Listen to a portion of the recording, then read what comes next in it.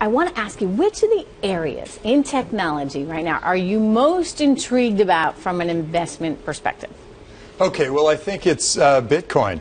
Bitcoin? I think it's Bitcoin because I think Bitcoin really has the potential it and other virtual currencies have the potential to transform the world pretty much the way the internet did way back when. Yeah, I've heard that one before. I mean, a lot of people are saying that. Keep going. It's a way of all finance, all commerce, everything can be transformed by Bitcoin. And it's like one abstraction past where we are today. So it used to be we'd trade shells for services, and then it moved to gold for services, and then it was a note that says, I'll pay you gold for services, and that's when it started to get more and more abstracted. Okay, Tim, let me ask you, do you think it's Bitcoin in its current form as a currency, Bitcoin, or is it the technology behind Bitcoin that will eventually survive? Well, it turns out in any industry there's always some movement, and there's a possibility that there are other types of coins that become more prevalent. But most of the entrepreneurs, most of the Boost companies, my son's Boost incubator, most of those companies are all building their infrastructure around Bitcoin. The reason I asked the question is Bitcoin has gotten so much negative publicity that you can't help but start to make the comparison to Napster. In other words, Napster was doing a pretty great thing when it started out, but it got saddled with a ton of legal lawsuits and threats of people going to jail. I mean, if you think about it, kids were downloading and sharing music files, and their parents were getting hit with lawsuits that could potentially bankrupt them. So consequently, the industry started to shift away from that, and they found a legal way to do this. I mean, you look at Bitcoin and the association it's had with things like Silk Road, for example, and the extreme fringe libertarian groups. And I only ask, will Bitcoin, with all this negative baggage, be able to survive all that? Yeah, I think it will. I mean, the internet itself had the same kind of weird baggage around it.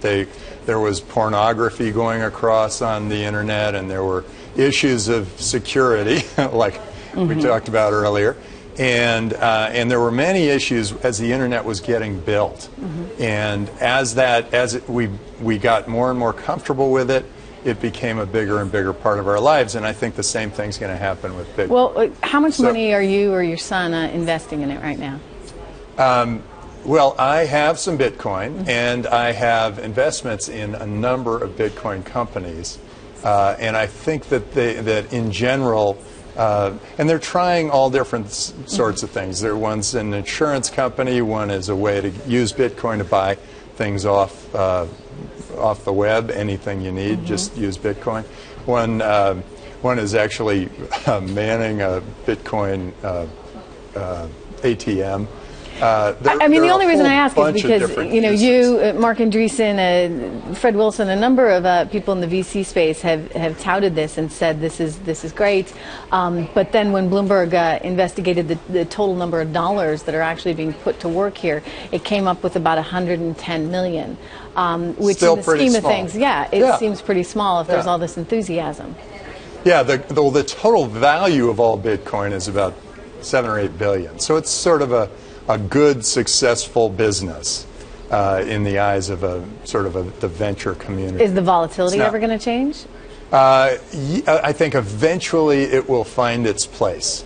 But it's going to be volatile for a long time. But I'll tell you, it's a lot less volatile than, say, the currency in Argentina or the currency in... Well, that's an interesting point. I mean, so if you're someone who's living in a country that's dealing with crazy fluctuations in your own currency, then something like Bitcoin is, in comparison, going to look stable. Well, not exactly stable, but maybe a hell of a lot better than some of these other currencies. At least there's hope. If you're, you know, you've got the U.S. dollar, you don't have to worry about a 30% price fluctuation in the span of a week or two.